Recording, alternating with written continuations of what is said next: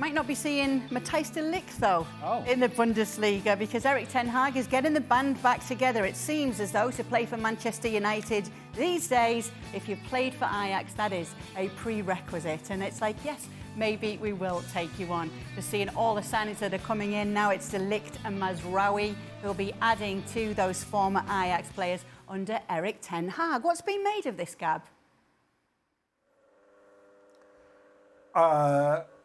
Look, I mean, I find this approach really, really odd. I don't think it reflects well on Manchester United after we've been told that all these experts are coming in, and you know, Jason Wilcox and this and that. The guy wants players he's worked with before. I don't think these are bad signings. I like De Ligt, although let's face it, he's had a really, really rocky time, especially in his second season at Bayern, was up and down at Juve. The fact that, you know, Bayern still got a big fee for him suggests that people look at him and say, well, you know, if we get him clicking, we have ourselves one heck of a center back. But the other reality is he lost his place to Eric Dyer, and that's just the fact of the matter. That's who you're bringing in. Mazraoui as well. I guess when he's fit, he's effective. Couldn't win a place, on a stable basis at Bayern. If you want to go and blame Tuchel, I would have thought that he would have been a better fit, certainly with Vincent Kompany this season. The club obviously thought otherwise. They signed him on a free, and so they get money back very, very quickly and easily for him. So these are all really good deals from the Bayern perspective. From the United perspective, could it just be a massive coincidence that all these scouts and technical experts happen to like people who used to play for Erik ten Hag? Maybe. We had Derek Ray on yesterday, Ale, obviously a member of the Bundesliga coverage team, talking about Matthijs de Ligt, because it was a strange season for him. But Don's feeling when they were chatting about it on the show yesterday is that Matthijs de Ligt, with a big fee, is coming in to start for Manchester United, and he feels that Mazraoui is more of a body. But in terms of Matthijs de Ligt... Well, just context, and Gab touched upon it there. De Ligt was supposed to be a guy who was going to take a position in the center back, certainly in the center back position, alongside whoever it was. It was going to be De Ligt and whoever it was. It was Dayo Upamecano, that didn't quite work out. Kim Min-jae, that didn't quite work out. And De Ligt, that didn't quite work out. And so eventually, Thomas Tuchel said, I have the answer. It's Eric Dyer. Now that's a referendum on Matthijs de Ligt. It is. It has to be. Because Eric Dyer, first of all, is not a center back, right? And so, and it's not a guy that at this point in his career should be starting ahead of you. You're 24 years old, 23, 24 years old, and De Ligt, that shouldn't be the case. But that was the reality. So the context of where De Ligt is in his career in this moment is not positive. This change of scenery may just be what he needs. And so that's, if you want to be optimistic about this, you say to yourself, well, he still has age on his side. He has a lot of experience, has played in many of the big clubs across Europe. He's a guy with a large profile and a big profile and a lot of talent, and people think that physically he can still compete. So therefore, maybe the material is there for Ten Hag to get the most out of this player. But that's a question. It's not a reality. It's not certainty. That's a question. As for Mazraoui, I'll say this. Context, because it's important. Alphonso Davies was having a really tough season. He was still starting ahead of Mazraoui.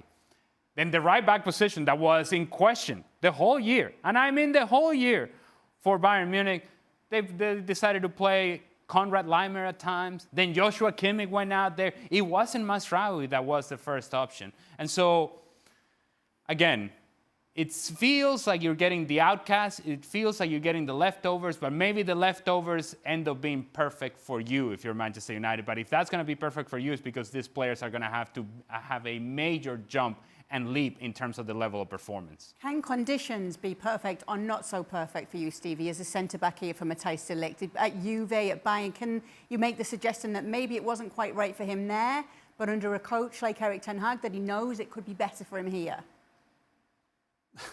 There are certain things that being in the right place at the right time can't make up for. And that is when you can't do certain things. That's the problem with De Ligt. His first step is slow, and he doesn't have any recovery pace. I don't care where you play this guy, whether it's in Germany or Spain or the Premier League or whatever you want to play him, he's always going to have a slow first step and no recovery pace. So, switching coaches, what's the coach going to do for him? I mean, it's really that simple. It's a huge gamble. There's no question. You know, he can't get a game in the worst Bayern Munich team for the last, 25 years? What sort of recommendation is that that's going to push Manchester United from 8th place into the top 4? It's just not going to happen. Mazraoui's the same.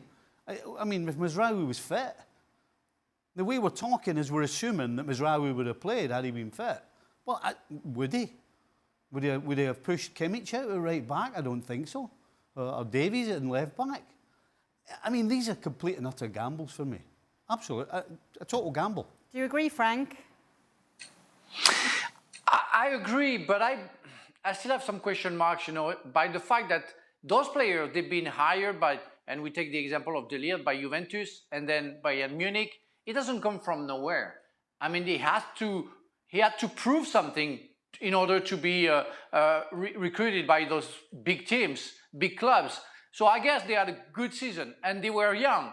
Ligt played magnificently, well when he was playing for Ajax, and it doesn't come from nowhere. And he still has those skills who made him the player that he has been, and why he has been recruited by Juventus and Bayern Munich. And he's only 23. So why he couldn't find maybe an easiest way to handle those weaknesses that he has and that Stevie alluded before, and go back to where he was good at, and maybe work with Ten Hag the way he was working for Ajax, and play the same and be covered by Lisandro Martinez, for example, or maybe Mazraoui, if he plays on the right side. So there is a combination to find those players, and I know Mazraoui is a talented player. If he's not that injured, it can be a difference. And we had Wan-Bissaka last season.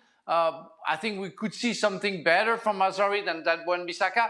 But we should give a chance to the product, and maybe, like in a fairy tale, find a very nice end of story for those players, because they have the talent. They just have to find maybe or click at some point somewhere, or go back to where they were, who they were, sorry.